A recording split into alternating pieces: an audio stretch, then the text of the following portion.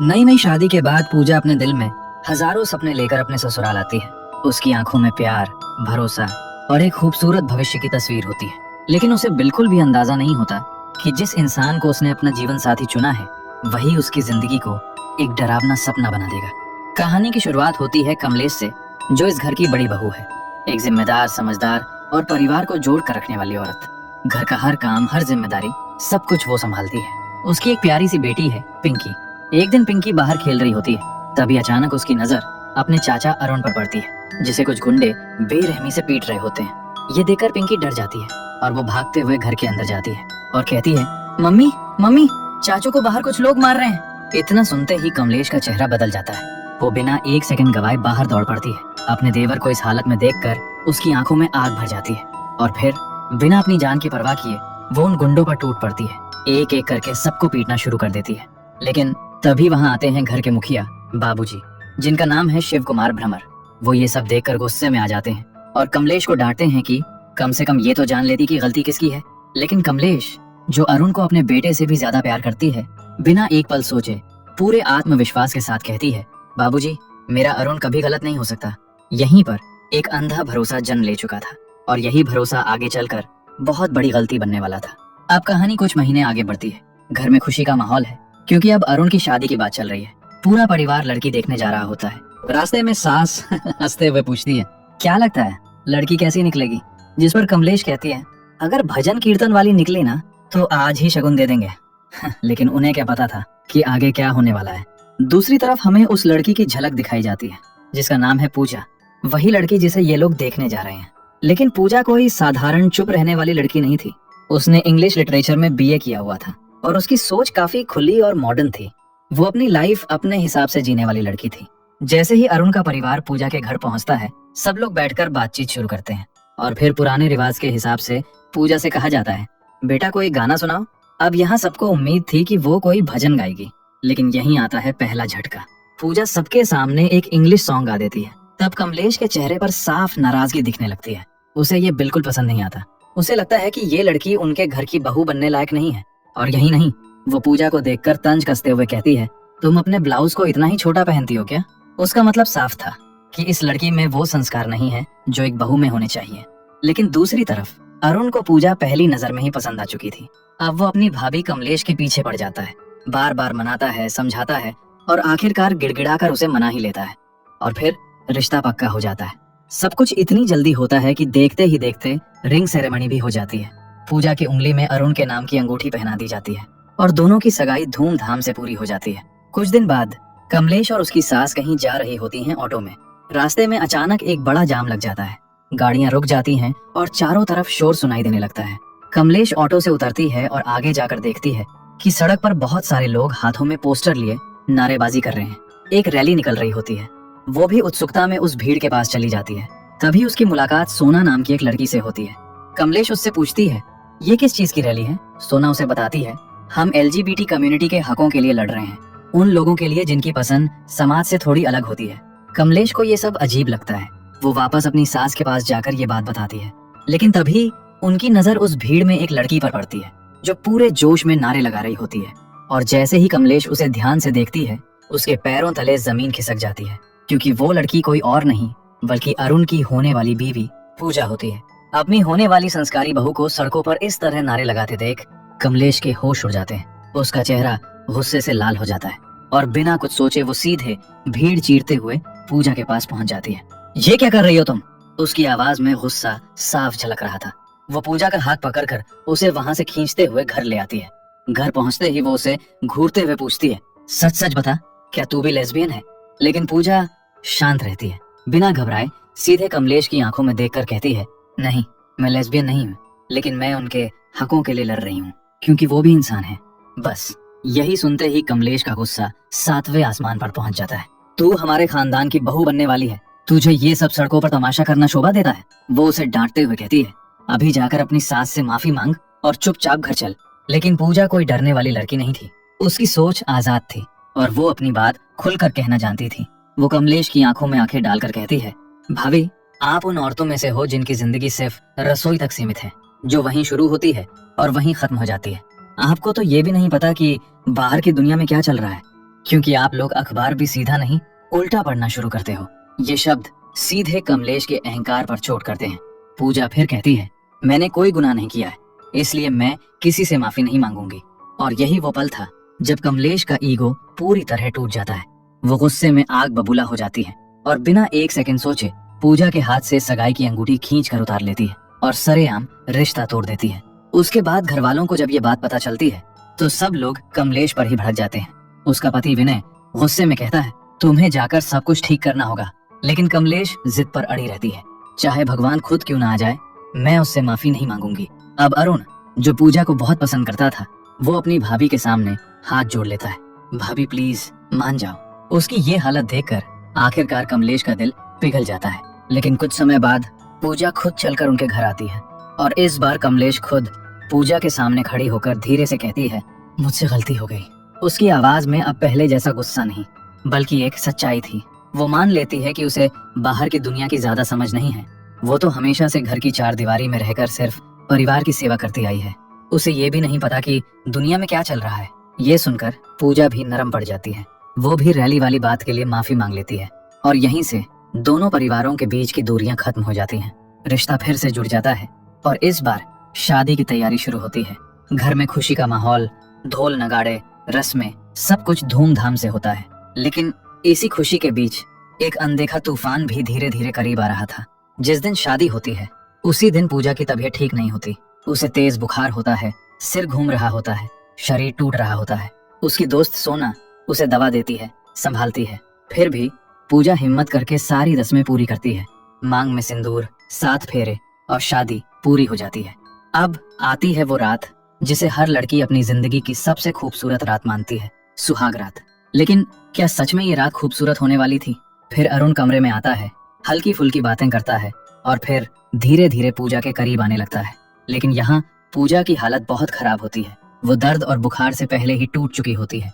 वो साफ शब्दों में कहती है, मेरी तबीयत ठीक नहीं है, मुझे बहुत तेज बुखार है, पूरा शरीर दर्द कर रहा है, प्लीज आज नहीं। उसकी आवाज में दर्द था, लेकिन अरुण उस पर जैसे हवस का नशा सवार हो चुका था। उसे पूजा की हालत से कोई फर्क नहीं पड़ता। पूजा बार बार मना करती है, रोती है, हाथ जोड़ती है, लेकिन अरुण कुछ नहीं सुनता। और फिर अपनी मर्दानगी के झूठे घमंड में वो उसके साथ जबरदस्ती करता है।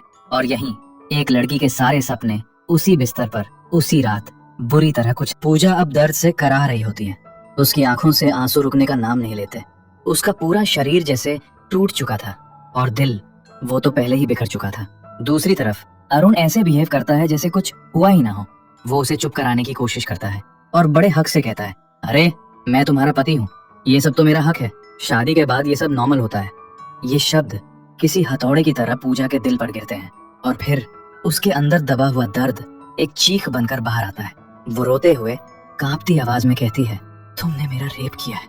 ये सुनते ही अरुण कुछ पल के लिए सन्न रह जाता है, लेकिन यहाँ उसे शर्म नहीं आती, बल्कि उसकी झूठी मर्दानगी को ठेस पहुंचती है। उसका चेहरा गुस्से से भर जाता है और वो चिल्लाकर कहता है, अगर तुझे लगता है मैंने गलत किया है तो जा, सबको जाकर बता दे। और इतना कहकर वो निर्दयता से पूजा को कमरे से बाहर निकाल देता है। पूजा बिखरे कपड़ों में, आंसुओं में डूबी हुई धीरे धीरे बाहर आती है। वो चाहती तो सबको सच बता सकती थी, लेकिन तभी उसके घर की औरतों की बातें सुनाई देती है। कमलेश कह रही होती है, औरतें बम फटने से नहीं डरती, जितना घर में तमाशा होने से डरती हैं। ये लाइन पूजा के दिल में तीर की तरह लगती है। वो वहीं रुक जाती है और सोचती है कि अगर उसने आज आवाज उठाई तो उसे इंसाफ नहीं मिलेगा, बल्कि उसी की इज्जत सरेआम उछाली जाएगी। और बस यही डर, यही समाज उसे तोड़ देता है। वो अपने आंसू पी जाती है और चुपचाप उसी कमरे में वापस चली जाती है जहां उसकी सांसें भी घुट रही थीं। लेकिन उसके दिल के किसी कोने में अभी भी एक उम्मीद बाकी थी कि शायद अरुण को अपनी गलती का एहसास हुआ होगा, शायद वो माफी मांगेगा। लेकिन जैसे ही वो कमरे में जाती है, उसका ये आखिरी भरोसा भी टूट जाता है, क्योंकि अरुण अहंकार में कहता है, देखा, मुझे पता था तू कुछ नहीं कर पाएगी। और फिर उसे और नीचा दिखाने के लिए वो उसी रात एक बार फिर उसके साथ जबरदस्ती करता है। पूजा अब पूरी तरह टूट चुकी थी। वो बिस्तर पर ऐसे पड़ी रहती है जैसे एक जिंदा लाश। अगली सुबह कमलेश पूजा कर रही होती है और तभी उसकी नजर छत पर खड़ी पूजा पर पड़ती है। पूजा का चेहरा खाली था, आंखें सूनी, जैसे वो कहीं खो गई हो। ये देखकर कमलेश चौंक जाती है। वो तुरंत ऊपर दौड़ती है और उसके पास जाकर पूछती है, क्या हुआ, सब ठीक है ना? और बस ये सुनते ही पूजा रो पड़ती है। उसकी आवाज कांप रही होती है। मुझे मुझे अपने घर जाना है। कमलेश समझ जाती है कि कुछ तो बहुत गलत हुआ है, लेकिन अभी वो कुछ पूछती नहीं। वो उसे नीचे लाती है, तैयार करवाती है और फिर रसोई में लेकर जाती है, क्योंकि इस घर का एक रिवाज था, नई बहू को पहली रसोई करनी होती है। पूजा अपने टूटे हुए मन के साथ वो रस्म भी पूरी करती है। हर पल उसके लिए भारी था, लेकिन वो चुपचाप सब करती जाती है। जैसे ही रसोई खत्म होती है, कमलेश को एहसास हो जाता है कि पूजा अब यहाँ रुकने वाली नहीं है, इसलिए वो खुद उसे स्कूटी पर बैठाकर उसके मायके छोड़ने निकल पड़ती है। मायके पहुंचते ही पूजा अपनी माँ के साथ अंदर जाती है। वो फूट फूट कर रोने लगती है और उस रात की पूरी सच्चाई बता देती है, हर एक दर्द, हर एक पल, सब कुछ। लेकिन यहाँ जो होता है वो और भी ज्यादा चौंकाने वाला था। उसकी माँ उसे गले लगाने के बजाय कहती है, अरे बेटा, ये जबरदस्ती वगैरह कुछ नहीं होता, ये सब पति पत्नी के बीच चलता रहता है। पूजा ये सुनकर स्तब्ध रह जाती है। उसकी माँ आगे कहती है, शादी की है तो ये सब करना ही पड़ेगा, नहीं तो हमारा वंश कैसे आगे बढ़ेगा। ये शब्द पूजा के दिल को और तोड़ देते हैं। उसे समझ आ जाता है कि यहाँ भी उसे कोई सहारा नहीं मिलेगा। उसकी माँ गुस्से में कहती है, तुझे अपने ससुराल वापस जाना ही होगा। अगर तूने कोई तमाशा किया तो समाज में हमारी इज्जत खत्म हो जाएगी। अब पूजा के पास कोई रास्ता वो मजबूरी में कमलेश के साथ वापस ससुराल जाने लगती है, लेकिन रास्ते में उसका दिल जवाब दे देता है। वो खुद को रोक नहीं पाती। वो वॉशरूम जाने का बहाना बनाती है और जैसे ही मौका मिलता है वहां से चुपचाप भाग जाती है। और यही कहानी एक बार फिर मोड़ लेती है। जैसे ही पूजा गायब होती है, पूरे घर में अफरा तफरी मच जाती है। हर कोई उसे ढूंढने लगता है, लेकिन कहीं कोई पता नहीं चलता।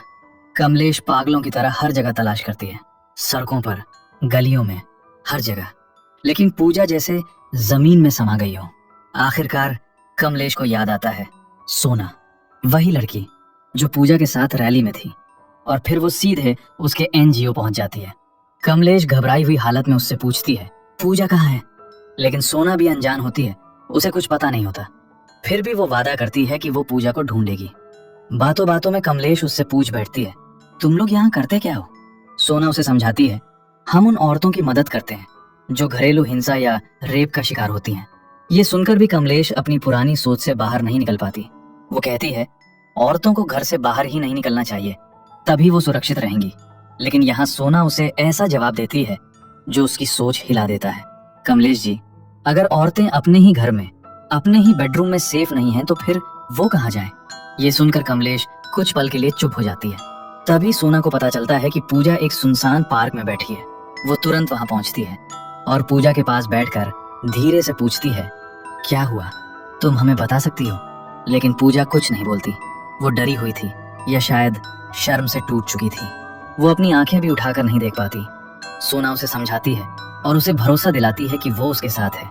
अगर मुझसे नहीं कहना चाहती तो कमलेश से बात कर सकती हो। तभी वहां कमलेश भी पहुंच जाती है और सोना वहां से चली जाती है। अब कमलेश और पूजा आमने सामने होते हैं। कमलेश सीधे पूछती है, आखिर तुम चाहती क्या हो? तुम्हारी प्रॉब्लम क्या है? कब तक ऐसे भागती रहोगी? ये सवाल पूजा के दिल पर वार करता है। वो हिम्मत जुटाती है और फिर वो सच बोल देती है, अरुण ने मेरा रेप किया है। ये सुनते ही कमलेश बहुत गुस्से हो जाती है। वो उसे जोर से थप्पड़ मार देती है और कहती है, मेरा अरुण ऐसा कर ही नहीं सकता। वो चिल्लाती है, इसमें रेप वाली क्या बात है? ये तो पति पत्नी के बीच होता है। लेकिन इस बार पूजा चुप नहीं रहती। वो रोते हुए कहती है, मेरी सहमति भी जरूरी है। मेरी मर्जी के खिलाफ उसने मेरे साथ जबरदस्ती की। और यहीं पहली बार कमलेश के सामने सच खड़ा हो चुका था। उस पल माहौल पूरी तरह बदल चुका था, क्योंकि जो सच अभी अभी सामने आया था वो इतना भारी था कि उसे तुरंत स्वीकार करना मुश्किल था।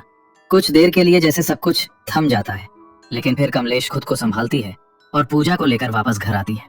घर पहुंचने के बाद बाबूजी उसे समझाने की कोशिश करते हैं। वो कहते हैं, हमने ये नाम बहुत मेहनत से कमाया है, इसे बदनाम मत करो। अगर कोई दिक्कत है तो हम बैठकर सुलझा लेंगे। घर छोड़कर भागने से कुछ हल नहीं निकलेगा। उनकी बातों में एक दबाव था, एक डर था, समाज का डर, इज्जत का डर, और यही डर हर बार सच्चाई को दबा देता है। पूजा चुप रहती है, लेकिन उसके अंदर तूफान चल रहा था। बात वहीं खत्म कर दी जाती है जैसे कुछ हुआ ही नहीं। लेकिन कमलेश के मन में अब एक सवाल बार बार उठ रहा था, क्या सच में अरुण गलत हो सकता है? यही सोचकर वो अपने पति विनय से पूछती है, कुछ साल पहले अरुण की कुछ लड़कों से लड़ाई हुई थी, वो क्यों हुई थी? विनय इसे हल्के में लेते हुए कहता है, कॉलेज में ऐसी लड़ाइयां होती रहती हैं। लेकिन कमलेश संतुष्ट नहीं होती। वो कहती है, मैंने उसे पाला है, अगर उसने कुछ गलत किया है तो कहीं ना कहीं मेरी भी जिम्मेदारी है। लेकिन फिर वो बात को टाल देती है, जैसे खुद से ही बचना चाह रही हो। फिर अगले दिन कमलेश जब छत में कंबल सुखा रही होती है, तभी उसकी बेटी पिंकी उससे पूछती है, मम्मी ये एआई क्या होता है? कमलेश को इसके बारे में कुछ पता नहीं होता। वो चुप रह जाती है। तभी पड़ोस की एक औरत समझाती है, एआई मतलब जब कंप्यूटर इंसानों की तरह सोचने और समझने लगता है।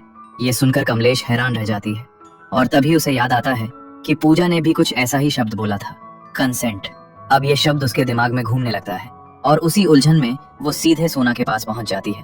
वो उससे पूछती है, ये कंसेंट क्या होता है? और यहाँ पहली बार उसे एक सच्चाई समझ में आती है। सोना कहती है, कंसेंट मतलब किसी भी चीज के लिए सामने वाले की साफ सहमति। अगर सामने वाला तैयार नहीं है तो कुछ भी करना गलत है। वो आगे कहती है, हमारी बॉडी पर हमारा हक होता है और कोई भी जबरदस्ती नहीं कर सकता। ये सुनकर कमलेश के चेहरे के हाव भाव बदलने लगते हैं, जैसे उसे पहली बार कुछ समझ आ रहा हो और आंखों से पर्दा हट रहा हो। और यहीं से उसकी सोच धीरे धीरे बदलने लगती है। अब कहानी और भी गहरी हो चुकी थी और सच्चाई धीरे धीरे सबके सामने आने वाली थी। इसके बाद परिवार वाले पूजा और अरुण को हनीमून पर भेज देते हैं, शायद ये सोचकर कि सब कुछ ठीक हो जाएगा। लेकिन क्या सच में ऐसा होने वाला था? हनीमून पर पहुंचकर पूजा एक आखिरी कोशिश करती है। वो हाथ जोड़कर अरुण से कहती है, जो कुछ हुआ उसे भूल जाते हैं। क्या हम एक नई शुरुआत नहीं कर सकते? क्या हम पहले अच्छे दोस्त बन सकते हैं? उसकी आंखों में उम्मीद थी, लेकिन सामने खड़ा इंसान अब भी वही दरिंदा था। अरुण उसकी एक भी बात नहीं सुनता और फिर उसे बिस्तर पर पटक कर एक बार फिर उसके साथ जबरदस्ती करता है।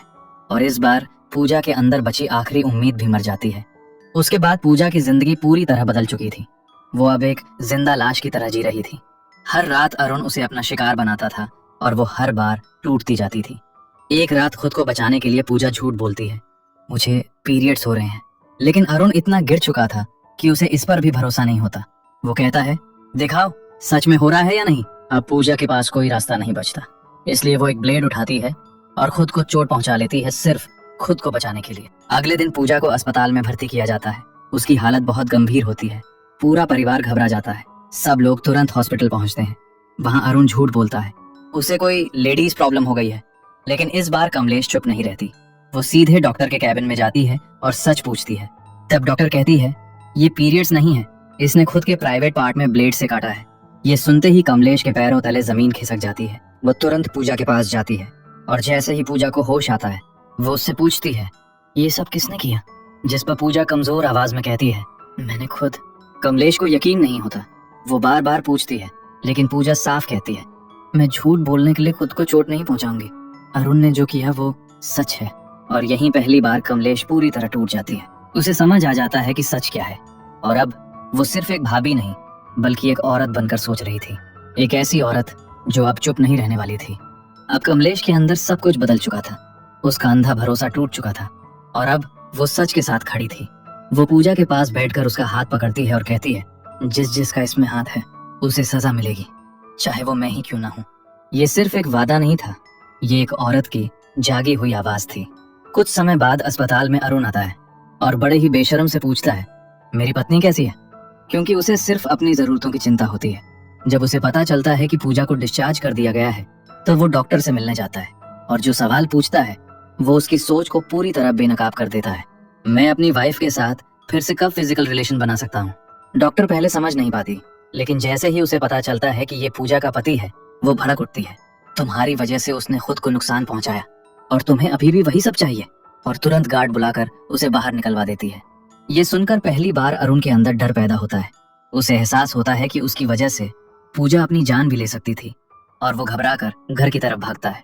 दूसरी तरफ कमलेश पूजा को लेकर घर लौटा। वो चाहती तो सीधे पुलिस के पास जा सकती थी, लेकिन वो पहले परिवार से बात करना चाहती है। वो कहती है, पहले पिताजी से बात करेंगे, अगर जरूरत पड़ी तो पुलिस भी आएगी। कुछ देर बाद अरुण घर पहुंचता है, लेकिन उसे पूजा से मिलने नहीं दिया जाता क्योंकि घर में मुंह दिखाई की रस्म चल रही होती है। लेकिन वो पीछे के रास्ते से अंदर जाता है। तभी कमलेश उसके सामने आती है और पहली बार खुलकर कहती है, तूने जो किया है